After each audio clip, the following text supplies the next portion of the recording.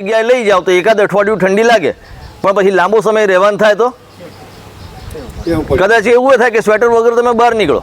એ તમે શું કર્યું? ઠંડી સામે પ્રતિકારકતા કેળવી. આવું જ રસાયણો છે, રસાયણોનું ખૂબ જ ઝડપથી થાય. બરોબર? તમે જે દવા વારંવાર લેતા હોય, સમજી લો કે તાવ માટેની પેરાસિટામોલ, તમે છાશ વારે તાવ આવ્યો ને પેરાસિટામોલ ગળી લીધી, એ જ ગોળી તમને વરસ 2 વર્ષ પછી એનો એ ડોઝ કાં તો એની એ દવા કામ નહીં લાગે. થાય છે ને એવું? બરોબર? આ જ વસ્તુ જીવાતમાં બહુ આસાનીથી થાય અને એવું થઈ રહ્યું છે. માનો કે કોઈ ભલામણ થઈ કે ચૂસિયા પ્રકારની જીવાતો માટે ઇમિડા નામની દવા વાપરો. એમાં કીધું શું? 10 લીટરે 4 મિલી વાપરો. આપણે કેટલી વાપરીએ? મને ખબર, તમે કોઈ જવાબ નહીં આપો, કારણ કે બોલવા જેવું જ નથી. 4 ગણી 5 ગણી થઈ ગઈ. બરોબર? પ્રોફેનોફોસ દવા 1 મિલીમાં 1 લીટર પાણીમાં 1 મિલી, વધારેમાં વધારે. બરોબર? એટલે એ 15 લીટરના પંપમાં કેટલી થઈ? 15 મિલી. 15 મિલી આપણા ક્યાંય દૂર દૂર સુધી આપણા ધ્યાનમાં આવે છે કે કોઈ એવા? હવે આમાં કેવું થાય જુઓ, જે દવાઓની ભલામણ થયેલી છે ને, માનો કે 5 મિલી વાપરવાનું છે. આ ઘણા બધા અખતરાઓ પછી સાબિત થયેલું છે કે 5 મિલી આપો એટલે તમારે જીવાતનો ઉપદ્રવ દૂર થઈ જાય, જીવાત મરી જાય, દૂર થઈ જાય. બરોબર છે? હવે થાય શું? તમે 5ના બદલે 7 મિલી, 8 મિલી, 10 મિલી આપી, કોઈ પણ ઝેર હોય ગમે તેવું હોય, તમે છંટકાવ કર્યો ને એટલે 100% રિઝલ્ટ મળે જ નહીં. 2-5% એવા જીવો હોય કે જે દવા ખાઈને પચાવીને પણ બચી જાય. હવે એના જે બચ્ચા થાય ને, એ જન્મજાત એવી તાકાત ધરાવતા હોય કે 7-8 મિલી તો એમને પચાઈ જાય. એમના બાપા પચાઈ ગયા હતા. બરોબર કે નહીં? એટલે એમના બચ્ચા 15 મિલી પચાવતા થઈ ગયા હશે. આ છે પ્રતિકારક શક્તિ. એ પેઢી દર પેઢી વિકસે. હવે આપણી માણસની તો છે ને 100 વર્ષની અંદર 3 પેઢી એ ખાતે વધારે દેખાય. આ લોકોને 1 વર્ષની અંદર 7-8 પેઢી નીકળી જાય. તો એ પ્રતિકારક શક્તિ ક્યાં પહોંચે? સમજાય છે? આ બધી દવાઓ આપણે પોતે જ નકામી કરી ચૂક્યા છીએ. પણ હવે એમાંથી પાછા વળવાનો સમય છે. આપણે ક્યાં સુધી જીવાતોને દવા ખવડાવીશું અને આપણે પોતે ખાતા રહીશું? ક્યાં સુધી બીમાર થઈશું? એટલે આ પ્રતિકારક શક્તિ ના વિકસે, કાં તો એના માટે થઈને આપણે શું કરીએ? આપણે તાવ ના લાવવો હોય, સ્વસ્થ રહેવું હોય તો આપણે શું કરીએ? રોજ પેરાસિટામોલ ગળીએ? ના ગળીએ ને. સુદર્શનની ફાંકી પીએ, ચૈત્ર મહિનો આવે તો લીમડાનો મોર પી લઈએ, આયુર્વેદિક દવાઓ કરીએ ને. તો આપણે પાકમાં કેમ એવું કરીએ છીએ કે જે બિચારો અબોલ જીવ છે ને પાક, એ તો બોલતોય નથી ને હલનચલન નથી કરતો, એવો સામાન્ય જીવ છે, તો એ કાંઈ બોલે નહીં એટલે આપણે શરૂઆતથી જ એને બસ કેમિકલનો મારો. એટલે એ વસ્તુ આપણે છે ને, આપણે ખોટા રવાડે ચડેલા છીએ. એ વસ્તુમાંથી થોડોક પાછળ વળવાનું છે. સમજાય છે ને પ્રતિકારક શક્તિ શું છે? જો તમે લોકો કપાસ કરો છો ને, કપાસમાં બીટી કેમ નકામું થઈ ગયું તમે સમજી લેજો. જો આજે હું તમને લોકોને તમારી ભૂલો બતાવવા નથી આવ્યો. આપણે બધાએ ભેગા મળીને શું ભૂલો કરી છે ખાલી એ જ વાગોળું છું. બીટી કપાસ નકામો શું કરવા થયો? જ્યારે બીટી કપાસ આવ્યો ત્યારે તમને ખબર હશે કે એની અંદર તમે જે પેકેટ લો 750 ગ્રામનું, એમાં એક નાનકડું પડીકું આવતું હતું. એ શેના માટે આવતું હતું? બોર્ડર ઉપર વાવવા. અને આપણે એનો શું ઉપયોગ કર્યો? ફેંકી દીધું.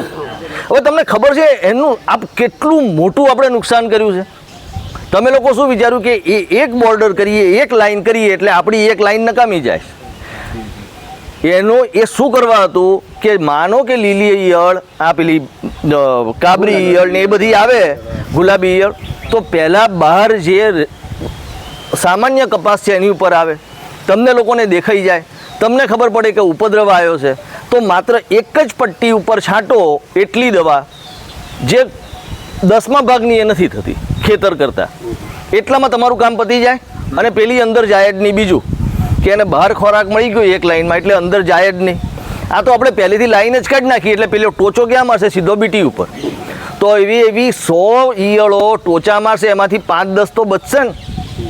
એ 5-10ની જે જમાત થઈને એ આજે છે જે પચાવે છે, એટલે બીટી કામ નથી કરતો. સમજાય છે?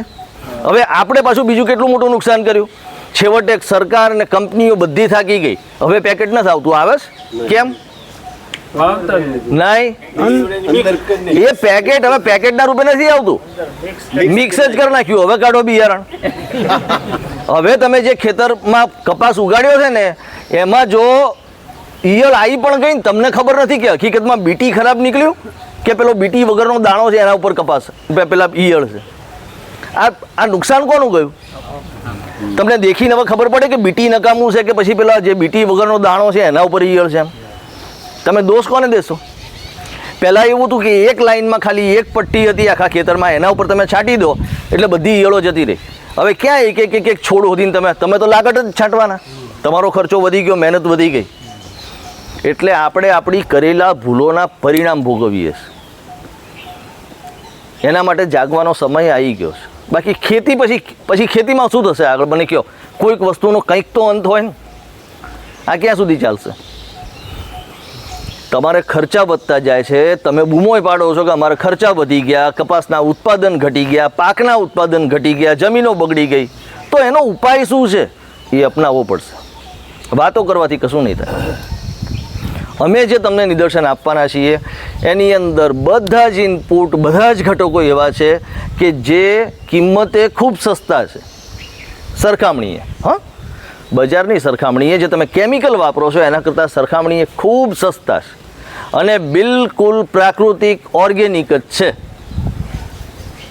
જુઓ, અમારી સૌથી પહેલી જરૂરિયાત શું છે ખબર છે? જૂની વસ્તુઓ છોડી દો એમ નથી, પણ એના કરતાં વધારે ઉત્પાદન આપતી અને સારી જાતો આવી છે. તો સૌથી પહેલાં તો તમે જાત સારી વાવો. બરોબર? બધા કઈ મગફળી વાવો છો?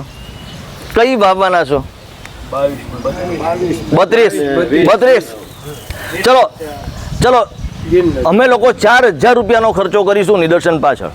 તમે લોકો ખાલી એટલી બાંહેધરી આપશો કે તમે છેલ્લા 10 વર્ષમાં બહાર પડેલી સારામાં સારી જાત વાવશો. તમે વાવવાના તો છો જ, તમારા પૈસે ખરીદવાના જ છો.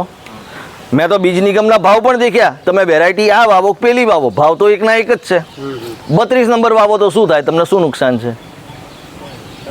હે? નુકસાન એની અંદર તેલના ટકા વધારે છે. 52% આસપાસ તેલ છે, ખબર છે? એટલે તમારો મગફળીનો દાણો વજનદાર થશે.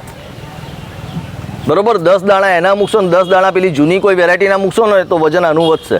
તમને ભાવ તો શેના ઉપર મળશે? વજન ઉપર જ મળશે ને. 32 નંબર નવી રિલીઝ થયેલી વેરાયટી છે એટલે એનું ઉત્પાદન જૂની જાતો કરતાં સહેજે વધારે છે. વાત કરી યુનિવર્સિટીમાંથી. એટલે સૌથી પહેલાં તો આપણે એવું નક્કી કરીએ, બિયારણ અમે નથી આપવાના. કારણ કે જો અમે તમને બિયારણ આપવા જઈએ ને 3300-3500 રૂપિયાનું, તો 4,000 રૂપિયા તો ત્યાં જ પૂરા થઈ ગયા.